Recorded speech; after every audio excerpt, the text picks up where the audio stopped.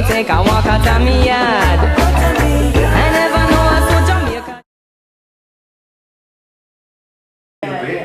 Yeah, fine. And when she does that on stage, trust me, that's going to set. She's already done it on stage, and the crowd was knocked out by it in Jamaica, you know. So you're saying that each track is bringing something different? Absolutely. Yeah. Everything is positive with Roots. Everything, you know. As the same with me. We don't. You know, she might say something to me, and I think maybe that's a little bit negative, and then we boost each other up all the time. Try and get positive out of it. Yeah, we keep the positive vibe going. So anyway, I sat through this album, and by the end of the album, I thought to myself, I am one of the luckiest people, I'm one of the luckiest managers on this earth. I've found a real star in the making. At that time, the book had just came out from Mark Miller, who was Bob Marley's road manager or stage manager. Do you know about that book? Yeah. Good book. And he wrote all about the little things about Bob Marley that had never been published before. And I helped promote that book on my website, karmareggaeshow.com. Okay. I did it for nothing. I sent him loads of email addresses that he could help to promote the book to. That's what I do. I love to help people. Like you know? you said, always giving.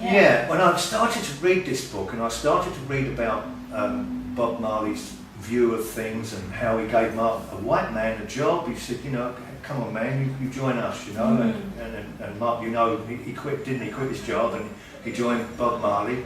And I started to read things, and I started to think this is a bit of a parallel with, I'm not saying that Roots Queen is as good as Bob Marley, but there was a kind of parallel with her passion, passion for how, because when she cut the album in the studio, she cut the album with time-honoured musicians who knew the music inside out.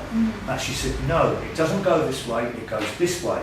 Okay. She knew what she wanted. I remember watching a documentary of Bob Marley, and there was some American keyboard player, and he said, I remember he said, I thought I knew every chord in the book. He said, I thought I knew how to play everything.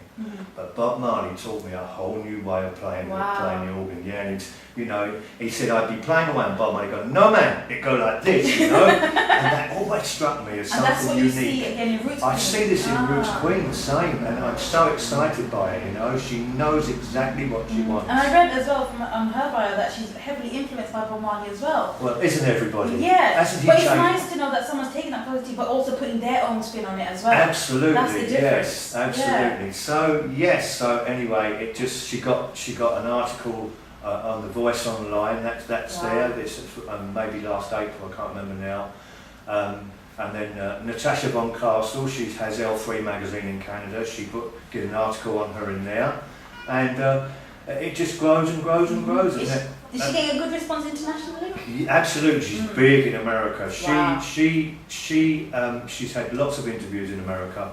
One big I didn't tell you, she made number 4 on the New York top 30 reggae chart. That's big over there.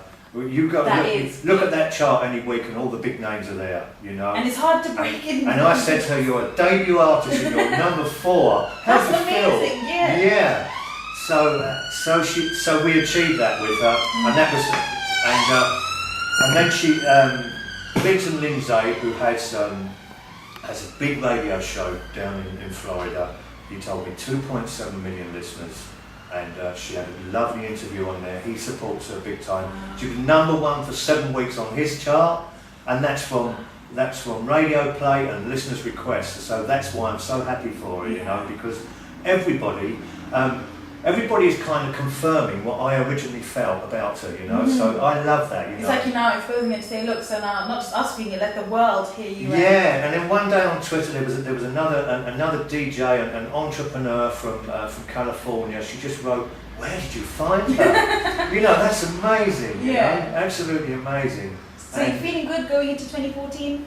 2014, we hope to get on all the big festivals, and it won't be for the lack of trying on my part.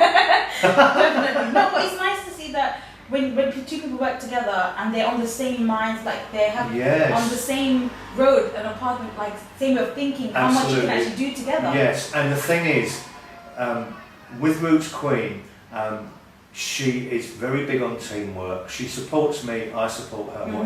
If I do a lot of tweets on Twitter, she will then retweet what I've done. It might take her the next day because Yeah. she's got her own life, Mhm. her own family life, Mhm. but she will always support me. Mhm. And that's what I love. I love to see that someone is working with me Mhm. because two people can achieve a lot. You know, one person on their own, not so good. Yeah. You know? Mhm. So, yeah. So she's working as hard as I am for her own success, which is wonderful, you know? You've got to give to receive every time. Definitely.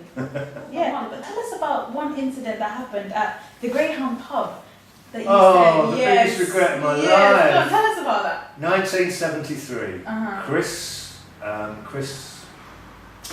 the reggae entrepreneur that started Island Records, Chris, I can't remember his name. He brought Bob Marley over. Blackwell. Was Blackwell, you don't know? Chris, yeah. Yeah. He brought Bob Marley and the band over, Yeah. and the Wailers over. He wanted to give them a rock influence, Mhm. as I remember. Yeah. And I used to, in those days, I was into rock music. I'd left reggae behind, basically because it was kind of, you didn't hear it much anymore on mainstream radio. But, you know, I kind of moved with the flow. Mhm. I was only 22 at the time, Mhm. and I moved with the flow. I was into rock music, and I went to this rock pub 7 nights a week, where I used to meet lots of lovely ladies. Where I met my wife, actually, now. So it must have been a good place. And there'd be various rock bands at the time trying to make their way, like anybody band, not any band today. There was fresh bands coming. One of the bands I remember playing there that became very big was a band called The Free. They became, you know, a big rock band worldwide. But anyway, I'm in the bar on a Sunday night. Sunday night was usually dead. You get a kind of lesser band playing on a Sunday night, and I was with a big group of friends, and I'd be downstairs in the basement, and because everyone used to smoke down there, it was out of the way, Yeah. and we'd drink and smoke and whatever, and the stage was upstairs. It was out of sight. You couldn't see who was playing, but you just get the vibes from the music, you know. So we'd maybe be there all night, and then the band started up, and somebody said, "Oh no, it's reggae music. Let's go somewhere else." So I went with them, you know. Although I thought great at the time, but I just went off with them. We went off up the King's Road somewhere, wherever we was going at the time. I can't actually remember, but we left, and on the Thursday night I came back down there, and a Scottish girl I knew well said to me, "You shouldn't have left on Sunday night.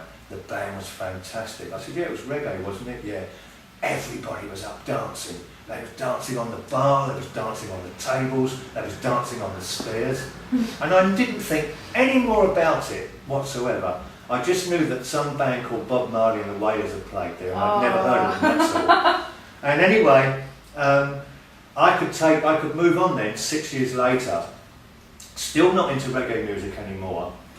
I go into a record shop, I've got a voucher for my birthday, and I got most of the albums that was in the top 20 because I was doing DJing on a small time at that time, and I saw the album Exodus #1, Bob Marley and the Wailers, so I hadn't heard it at all.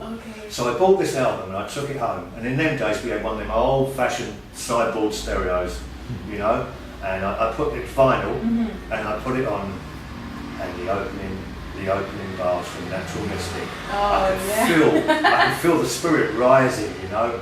I thought, yes, this is connecting with me, you know. And then I realised back to all those years ago what I'd missed, you know.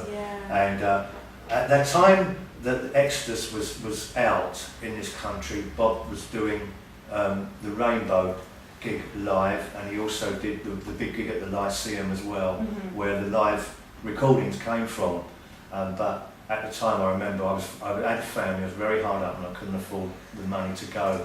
But going back to that day in the Greyhound pub, the biggest regret in my life, trust me, because you know, sadly he passed away, and I would have gone to every gig since. But it's a shame how it works. But then, like you said, when you got that album 6 years later, because you had stopped, like, not so much into reggae, it just brought it all back, the feeling, the memories, and just everything. How much you loved about reggae. After that, I don't think Bob Marley didn't stop getting played in my house for about 10 years.